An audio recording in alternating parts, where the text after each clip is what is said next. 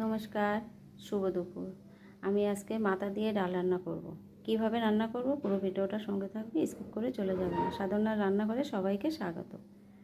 মাছটা আগে মাথাটা ভেজে নিয়েছি, মানে ভাজতে বসিয়ে দিয়েছি।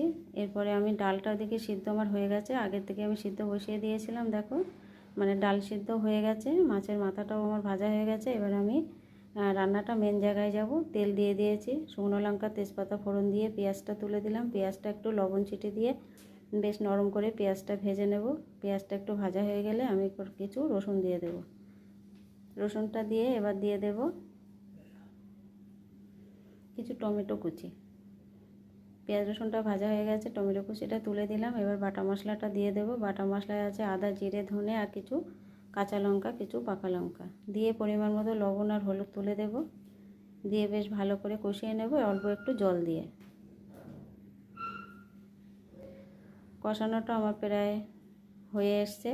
এবার আমি ভেজে রাখা মাথাটা তুলে দিলাম, দিয়ে সিদ্ধ করা ডালটা দিয়ে দিলাম, একটু জল দিয়ে দিলাম, দিয়ে একটু বেশ কিছু সময় রান্না করে নেব। এবার একটু মিষ্টি আর একটু গরম মশলা আর একটু ঘি দিয়ে নামিয়ে নেব। কেমন হয়েছে রান্নাটা বন্ধুরা কমেন্টে জানাবে, আর ভালো লাগলে লাইক কমেন্ট শেয়ার করে দেবে। লাস্টে কিছু কাঁচা লঙ্কা দিয়েছি।